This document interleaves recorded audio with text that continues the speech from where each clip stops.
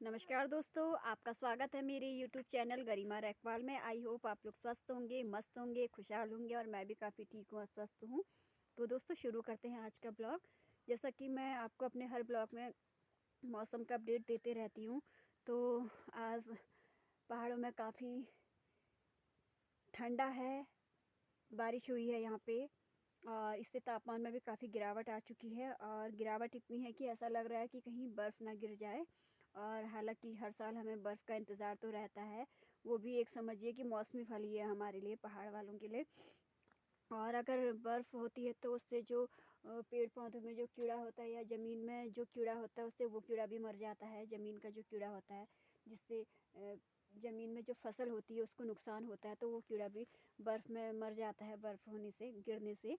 और दोस्तों अगर इस ठंडे में और कहूँ तो मैं जैसा कि आपको अपने हर ब्लॉग में बताते रहती हूँ कि ये ठंडा हमारे घर में जो छोटे बुज़ुर्ग हैं ना, सॉरी, छोटे बच्चे हैं और बड़े बुज़ुर्ग हैं, तो उनके लिए काफ़ी ठंडा नुकसानदेह होता है। और ख़ास तौर से दोस्तों उन लोगों के लिए जिनके घर में सांस के मरीज़ हैं, उन लोगों के लिए तो ठंडा काफ़ी ख़तरनाक है। तो प्लीज़ आप लोगों से मैं यही कहना चाहूँगी कि इस ठंडे में उनकी केयर कीजिए, देखभाल कीजिए और उन्हें आग तपाइए, गर्म कपड़े पहनवाइए। तो और खान-पान में भी ज़्यादा ध्यान दीजिए उनका। और क्योंकि जब घर में दोस्तों हमारे बड़े बुज़ुर्ग रहते हैं तो घर की रौनक ही कुछ और होती है और घर की जो एक सजावट होती है वो कुछ और ही होती है। क्योंकि ये वही लोग जान सकते हैं जिनके घर में बड़े बुज़ुर्गों का आशीर्वाद है और जो एक प्यार बना रहता है, एक अपनत्व बना रहता है, तो उनसे भी। तो दोस्तों अभी मैं आपको दिखा रही हूँ ये वाला मंज़र। ये जब अभी बीच में आपदा आई थी तो उस वक्त का है। ये ऊपर से गधेरा बक करके सारा हमारे इधर खेतों तक आ चुका था। और जो अभी जस्ट आप लोग ये पाइपलाइन देख रहे हैं, ये पाइपलाइन दब चुकी थी। हमारा भी इससे काफ़ी दिनों तक पानी नहीं आया था, तो मेरे हस्बैंड और मैंने थोड़ा सा खोद खोद के ये पाइपलाइन ऊपर निकाली, जिससे फिर मेरे घर में भी पानी आया और मुझे भी ज़रा सहूलियत हुई। नहीं तो पानी के लिए मुझे भी इधर उधर दौड़ना पड़ रहा था।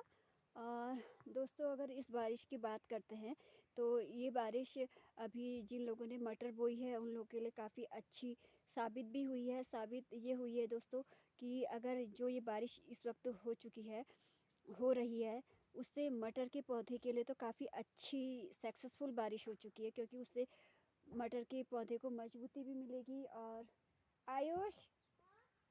और दाना भी दमदार होगा।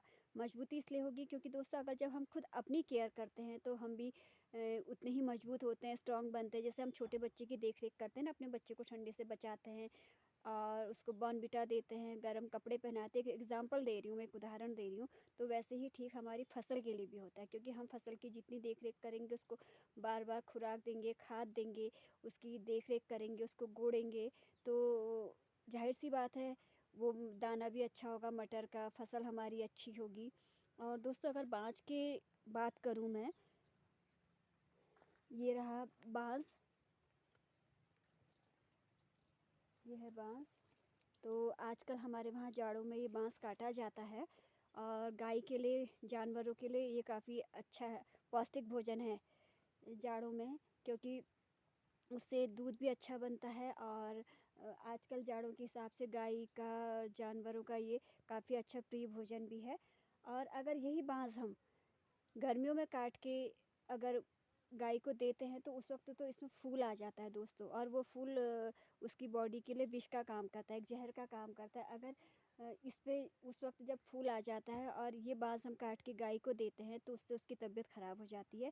तो आजकल के हिसाब से, जाड़ों के हिसाब से हम कहेंगे कि ये उसके लिए गर्म भोजन है, उसका प्रिय भोजन है। तो इसलिए आजकल हमारे वहाँ बाँस काट के दिया जाता है। और दोस्तों इससे जाड़ों में एक चीज़ और सुविधा हो जाती है हमको, बाँस से बाँस भी हमने काट लिए, गाय को दे दिए, और जस्ट इसके बाद की जो हमारी लकड़ी होती है, इधर लकड़ियाँ, बाँस आपको मैं दिखाती हूँ। तो इसकी, सॉरी, लकड़ियाँ भी हमारे लिए बन जाती है। तो यहाँ पे दोहरा फ़ायदा हो जाता है, बाँझ और लकड़ी का फ़ायदा अलग से, जैसा कि आप देख रहे हैं यहाँ पे। क्योंकि ये अभी कच्चा है, ये लकड़ी जो बाँस जो हमने काटा उसके बाद ये हमारी लकड़ियाँ बन गई। ये लकड़ियाँ हमारी बाद में सूख कर के अगले साल जाड़ों के समय में काफ़ी काम आती है। और आयुष आजा बेटा, ठंडे में मत भीग। क्योंकि दोस्तों जैसे कि मैं अपनी केयर कर रही हूँ और आप मुझको देख रहे हैं। आज मैंने कोट डाल लिया क्योंकि जब मैं सुबह ड्यूटी को गई थी तो मैंने कोट डाला हुआ था, काफ़ी ठंडा था। आजा बेटा, ये ठंडे में मत रहे।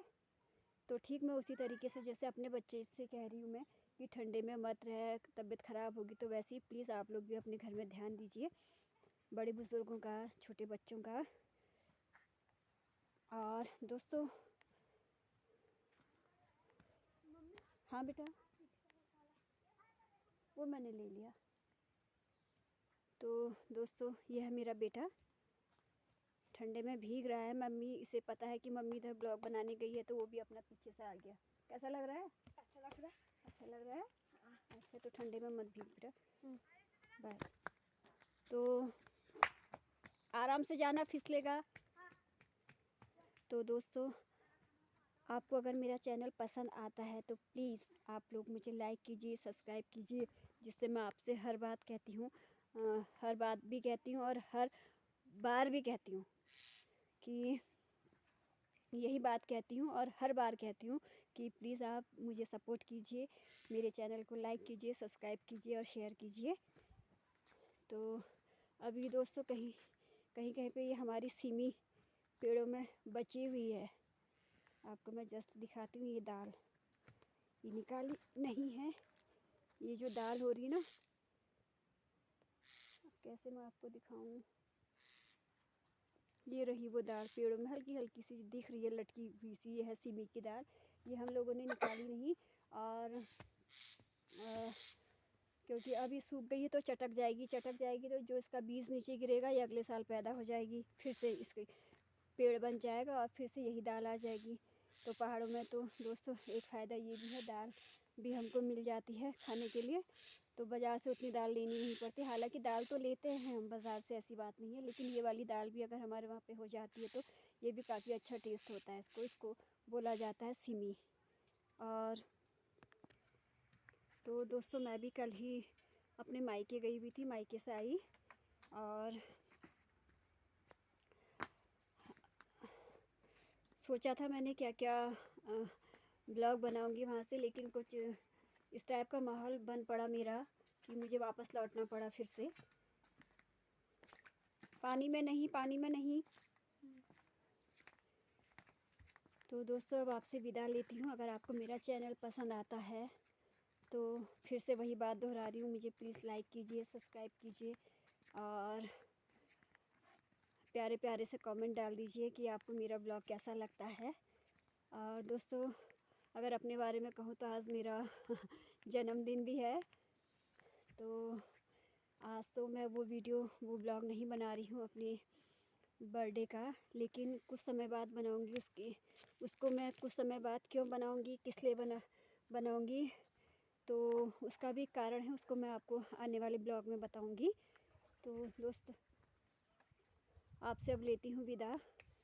तो नमस्कार, बाय बाय।